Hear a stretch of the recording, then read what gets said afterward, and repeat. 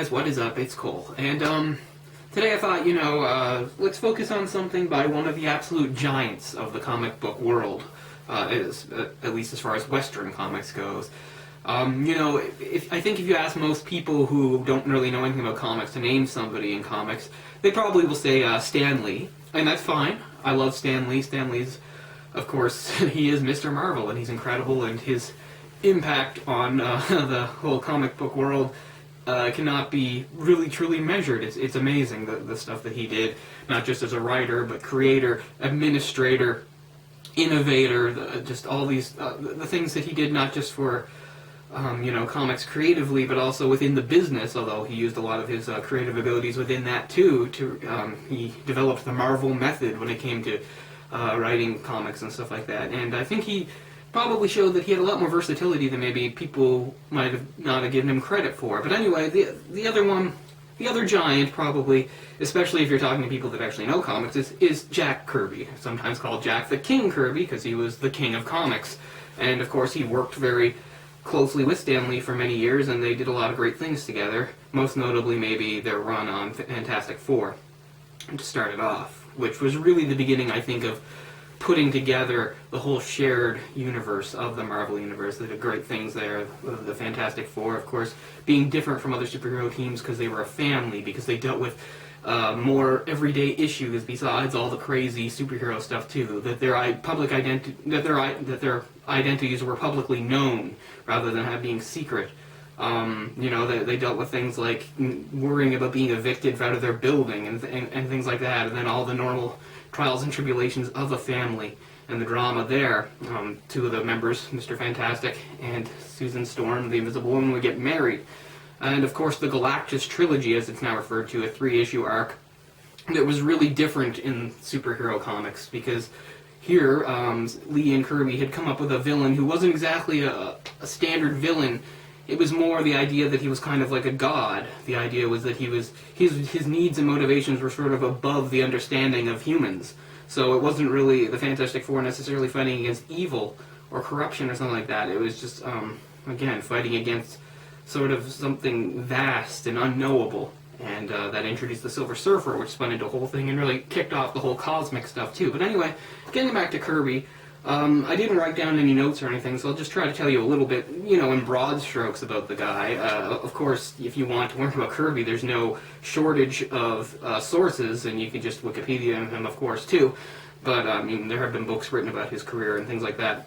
So, he started back when comics really did begin in the late 30s. For a while, he paired with Joe Simon. Together, they created Captain America. They also, later, when they moved to what was then DC Comics, I don't think they were DC quite yet, they created the Sandman, the original Golden Age Sandman character, and that was his main stuff back then. But he was just one of the most prolific artists of the day, and really, you couldn't come up with an artist that followed him in the next couple of years and decades that couldn't really say he was an influence on them. The bombastic, dynamic style in which he drew was just perfectly suited to comic book stuff. I mean superhero stuff particularly too, or adventure things. And something that maybe he doesn't get the credit for is that in the 50s, and again, a little bit of a digression here, but again, if you don't really know, the 50s were sort of almost a dead era when it came to the Western comic books, because I think World War II had a huge impact on Canada and the US in particular, and the public didn't really want to see superheroes for a while, I guess, in the face of such devastation and destruction. Again, thankfully for people in North America, we didn't really see nearly, of course, what the poor people of Europe saw, but still, even that was enough to really, make people a little more sober about those sort of things. And again, they didn't want to see a superhero that could just come in and save the day, as great as Captain America was, and some of those other characters too, like the Submariner and the original Human Torch, the Invaders. I just think it was very sobering, the effect World War II had, and even though we won, if you want to say that, the world just, again, I think superheroes, maybe, they might have even died out, if not for some very great talents that would help revive them.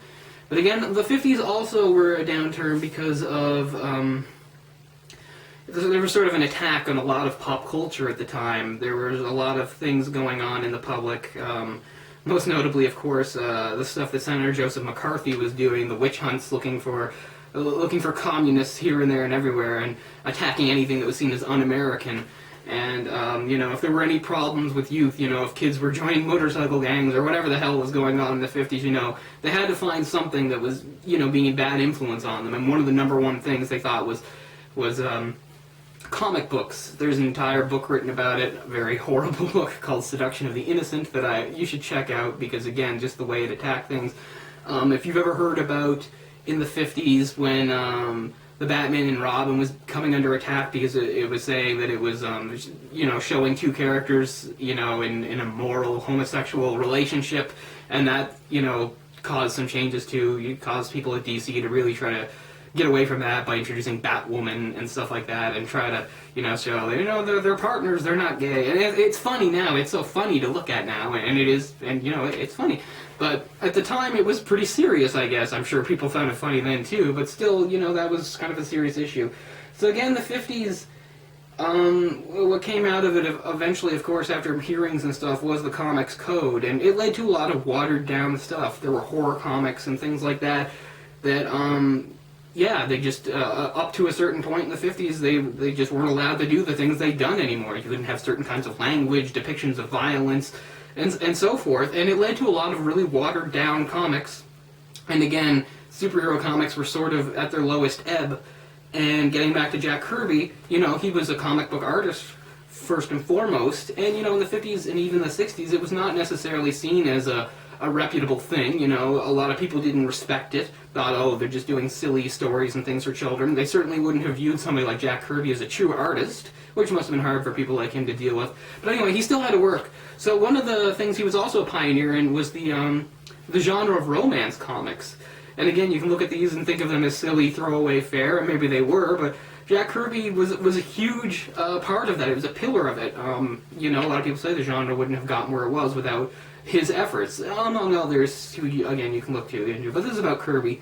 So anyway, getting back into the 60s, then, of course, he had the magical run and was really one of the prime architects of the Silver Age of comics, just knocking everything out of the park. He and Stan Lee did, and it was amazing. But by the end of the 60s, he started to feel, I think, that his contributions weren't being respected enough, and I think he wanted to do more than be an artist. I think he wanted to write. He did lots of co-plotting back in the day, but I don't think he did full scripts and things like that, and I think he thought he was up for that. I'm not exactly sure what Marvel's thoughts on that. Stan Lee has talked about it a lot in interviews and stuff like that. There seems to have been some real rift in communication, different versions of the stories and how that went, but anyway, without getting too much into it, he would leave and he went to DC. And again, he was seen as such a giant of the comic book industry that at the time, even months before any of his stuff for DC came out, on DC books, and you can find ones from that era, on the covers they would have things like they would have things like Kirby is coming, because it was such an anticipated event. People, especially that might have been hardcore DC fans and, really didn't buy the Marvel and stuff, I mean, they were really thrilled to see such a talent come over. And DC sort of, I think they had the right idea at the time, was they thought, okay, let's just cut him loose, let him do what he wants to do. He wants to show that he can do more than just art, that he's got he's got a lot of creative ideas, let's let him do it. And again, back in Marvel, you see a lot of his ideas. If you look at the Avengers movie that just came out, one of the cool things about the Avengers movie, I think, is seeing the S.H.I.E.L.D. helicarrier, which is really impressive and cool to see in a movie after, it being around for decades in the comics. And how many decades? Well, I think you go back all the way back to 1966, and Jack Kirby is the one who came up with the concept in those stories. Nick Fury of S.H.I.E.L.D. He's the one that introduced it, so that's just one idea. And then at DC, one of the things he introduced was the boom tubes and things like that, the way for traveling through space and stuff. And of course, I'm gonna ramble a bit here, but the New Gods was his really, I think it was sort of his magnum opus, and I don't have time to talk about it here now, but I think we will talk about it someday because it's so interesting, and showed how ahead of his time he was. He really did see the future. In the early 70s, comics, there were no comic book stores, you just got comics off the newsstand and things like that. The collectibles market was only just starting to realize the comics were part of this. And anyway, he saw the future and realized that it wouldn't be long before comics could be collected into full volumes like we have now, like trade paperbacks and of course hardcovers and stuff like that. So something like the New Gods, he did it issue by issue, but with the idea always of it eventually being collected together in such a fashion. And he had 4 titles all running together into them. 3 of them were new, Mr. Miracle, and the New Gods, I think Forever People, and then the 4th one was kind of funny. It was Superman's pal, Jimmy Olsen, which he took over basically because nobody else was doing anything. He didn't want to take anybody's job from them, but they just said, this comic is ailing. If you want to tie it into your New Gods thing, go right ahead, because people didn't really know what to do with the title. It is kind of a silly title, right, isn't it? I mean, a book about Jimmy Olsen.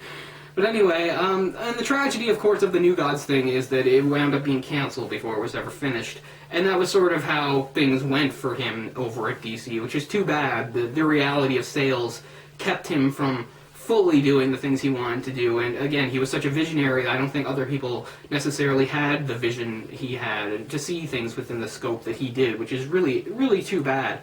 But so now today, finally, what I thought I'd talk about, something sort of separate from all that, but was a Jack Kirby creation, and it's called, from the early 70s, Kamandi, the Last Boy on Earth. So this is completely written and illustrated by him. A guy called Mike Royer did the inks on it, but it was basically a Jack Kirby show. Now, he'd actually come up with the idea several years earlier and hadn't really done much with it, and I don't think he had any plans to go forward with it at DC, but what happened was editors at DC had asked him, they said, that movie Planet of the Apes from a couple years ago, and now it's got sequels and stuff, is really popular. We'd like to see you do something very much like that. And he told them, well, I did sort of have an idea, and that's where Kamandi came from. And so it was, he hadn't actually seen the movie, but I think he knew the broad strokes of it and stuff. But even before the movie had ever come out, he had his own ideas for Kamandi. And a quick breakdown, of course, is it's just several, probably 100 years in the future, the idea is that mankind has basically been wiped out, although by something called the Great Disaster. Kirby would later stress that it wasn't a nuclear war. It was something, but it wasn't a nuclear war. But anyway, the idea was that, civilization had just crumbled, yada, yada, yada. And in these pages, he would give you a map of North America and show you the different territories and what was run by run. And the main thing was that many animals had basically become like humans, and they'd taken over, much like in Planet of the Apes, except we have more than apes here. We have apes, we have lions, we have tigers, we have rats, all basically humanoid versions, with a certain weird mix of technology. Nothing really is up to snuff as the contemporary, 1970s technology, but there would still be some sci-fi-ish stuff going in there besides, of course, the animal stuff. And anyway, it focuses on Kamandi, a young boy who had been raised by his grandfather. Kamandi comes from the name of, I think, the bunker he'd hid in, which was called Command D. Anyway, the whole Last Boy on Earth thing is sort of, well, it's not very accurate. As you find out, there are other humans, but the idea is it's much like Planet of the Apes again. The humans are not smart. They can barely speak, and they're not seen as civilized, and they're referred to as animals by all these other creatures. We can see some lions on the front here. So this is the first 21 issues, I believe, or 20 issues. Initially, when I set out to buy this, I wasn't really sure. I just knew I wanted a Jack Kirby collection, and this was quite new at the time. Although there was another way to get it, and that was within the DC has a series of hardcovers called DC Archives, and they've got 2 hardcover volumes covering the entire run of Kamandi. So I was looking for DC Archives Volume 1, and then I found that they'd recently done one contains the same stuff, but it's not Archives, it's Kamandi. And anyway, what is Jack Kirby like as a writer? Well, he's not great. But then again, it's difficult because who do we compare him to? If you compare him to other writers at the time, his writing is very much like that. The dialogue is sort of silly, and it's really overdramatic and stuff like that. There's a lot of narration and stuff. Kamandi is just full of narration, and it's okay, but again, you could view it as hokey. So the main reason I wanted to get this, again, was to own something by Kirby. I want to own more. But it's not because I think these are great stories. Although they are, if you take them for what they are, they're just simple adventure stories. As you follow Kamandi through these first issues, it's kind of funny. It's basically just him getting captured from one group to the next. First he gets captured by apes, then he gets away from them, and then he's captured by rats. He gets away from them, he's captured by lions, and then he, and all sorts of stuff that you might expect. He's forced to fight as a gladiator. He rescues a girl and who doesn't really speak very much.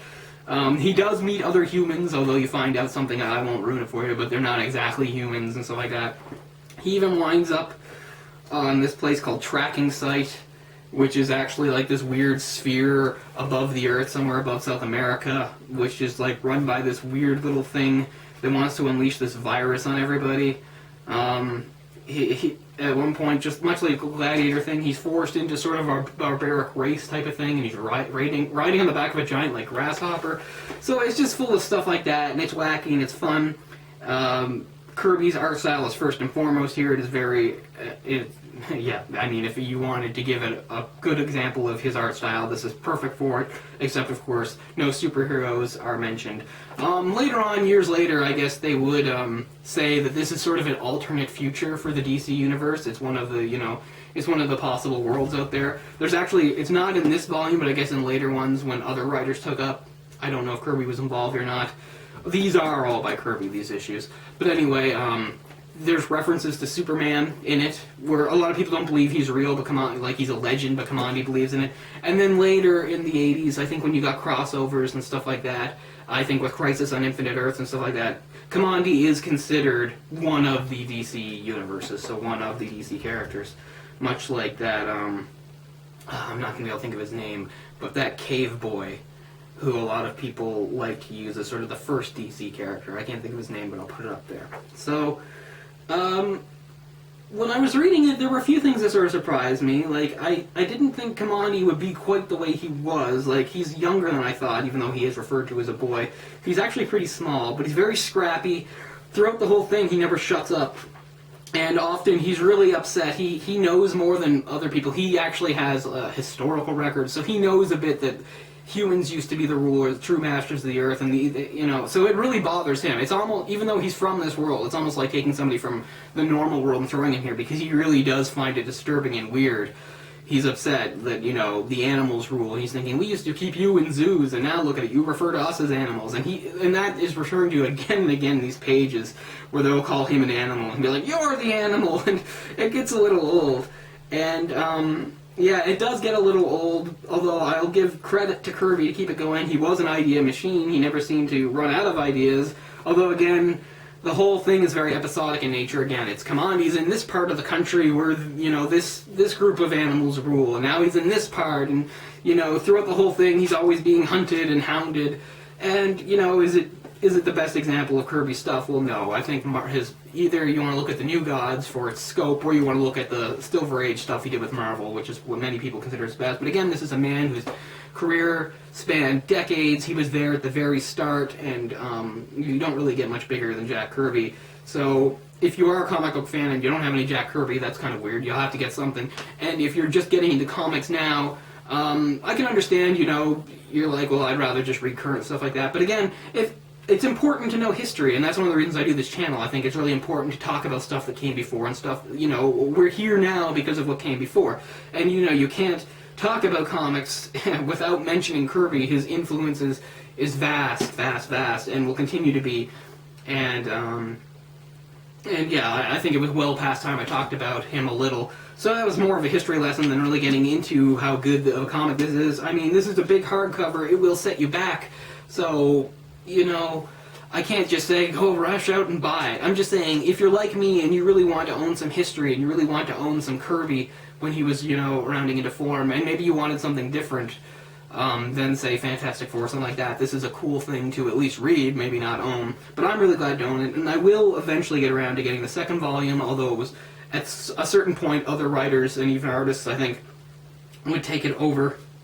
But yeah, I'll just let it go at that for now, but I'll be coming back to you a lot sooner next time. Gotta get this channel going. I've had a lot of stuff going on, but again, it's not really a great excuse. I've certainly had the time to doing this. So, I had that in mind for quite some time. I'm not sure what the next thing will be on. I'll give it some thought. If you guys have any ideas, certainly you can share them with me. Alright, that'll do it. So thanks a lot, true believers. Peace out. I will see you all next time. Stay cool.